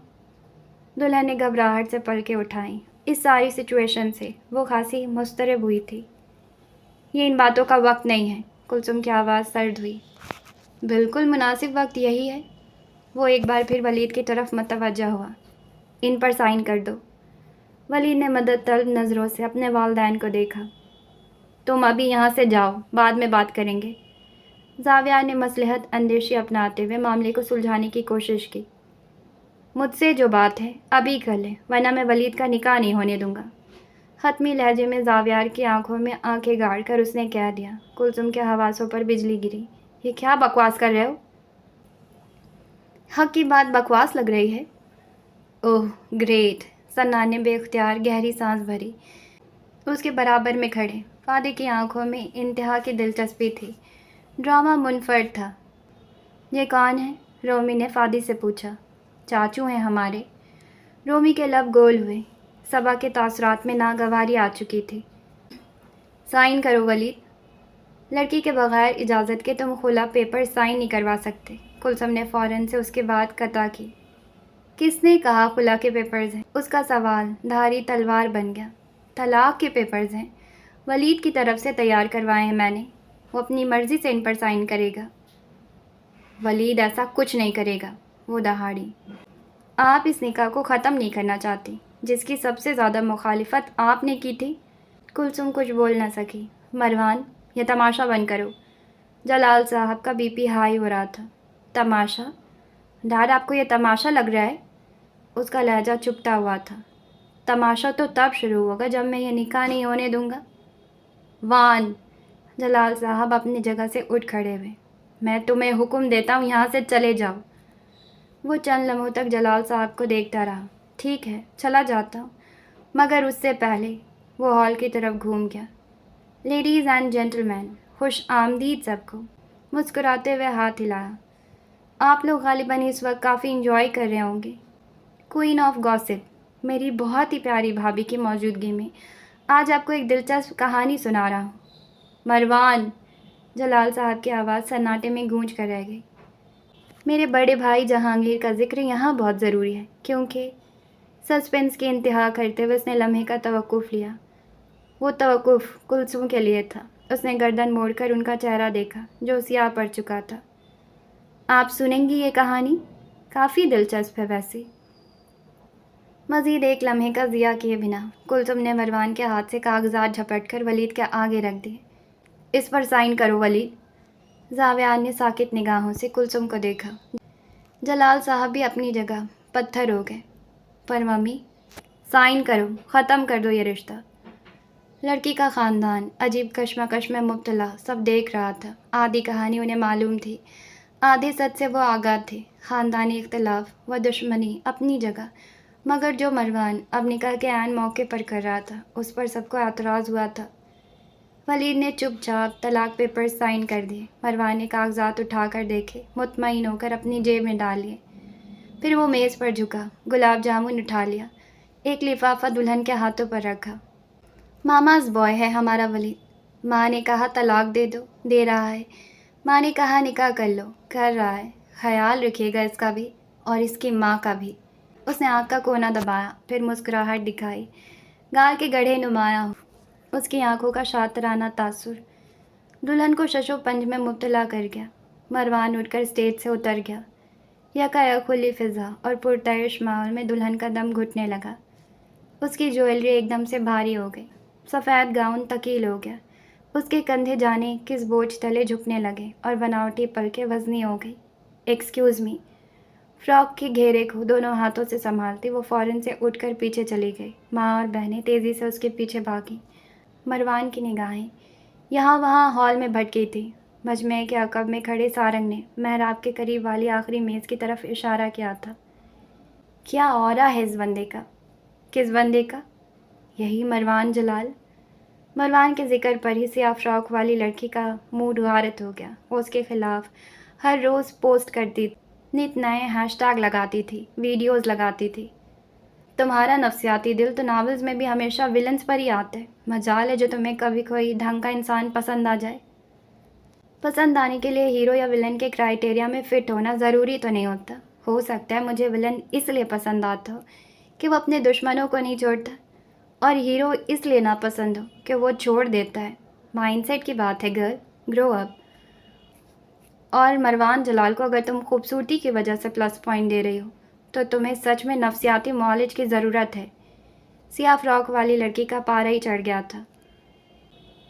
मैं इस बात के प्लस पॉइंट दे रही हूँ कि उसने निकाह ख़त्म करवा दिया। कुलसुम आंटी का चेहरा देखा है? वो जिस निकाह पर राज़ी नहीं थी उसे ख़त्म करने का इशू बना रही थी। अक्ल में ये बात कहीं बैठती है? तुम जानती हो हमारी फैमिलीज़ में तलाक को अच्छा नहीं समझा जाता। ये कोई रीज़न नहीं है महक, हम सब जानते हैं आंटी इस निकाह के सख्त खिलाफ थी। ये तो उसूल की बात है ना कि वो नया निकाह कर रहा है तो पुराना ख़त्म करे। पहली बार देखा है, पहला निकाह किसी के लिए यहाँ इशू ही नहीं है। उन लड़कियों के करीब से गुजरकर उसने तीसरी रो में बैठे साइद को जा लिया। तुम यहाँ क्या कर रहे हो? मेज़ पर हथेलियाँ जमाए वो उस पर झुका। ब्लैक 3 पीस सूट में मलबूस वो 15-16 साल लड़का लब भींच कर रह गया। स्टेज से सनान और फादी ने वो मंज़र देखा तो वो फ़ौरन से स्टेप्स उतरकर उसकी तरफ भागे। इंजॉय करने आए हो? बड़े बाबा ने कहा जाओ और जावियार भाई के घर रुक जाओ। वो मेरे साथ आया था। करीब पहुँच कर सन्नान तेज़ी से कहा तुम बीच में मत बोलो। आंखों में कह लिया उसने सन्नान को टोका। जो काम तुम्हें करना चाहिए था वो मैं कर रहा हूँ। उसने साइद की आंखों में आंखें गाड़ी। क्यों कर रहे हैं? क्या मिलेगा इससे? जो मर चुके हैं वो ज़िंदा हो जाएंगे? बकवास मत करो साइद। उसकी दहाड़ पर वो चुप हो गया। सन्नान बेख्तियार एक कदम पीछे हुआ। फादी भी परेशान हुआ। दोनों ज़िद करके उसे अपने साथ ले आए थे। मरवान ने साइद को कान से पकड़ा और खींचते हुए अपने साथ बाहर ले जाने लगा। आउच! फादी को जाने क्यों अपने कान में दर्द हुआ। आइंदा अगर तुम जावियार भाई के घर गए तो अच्छा नहीं होगा। फार्म हाउस के पार्किंग साइट पर ले जाकर उसने साइद को छोड़ दिया। और बुरा क्या होगा? आंखों में सुर्खी ली वो गुस्से से चीखा। मैं तुम्हें आर्चरी टूर्नामेंट में शामिल नहीं होने दूंगा।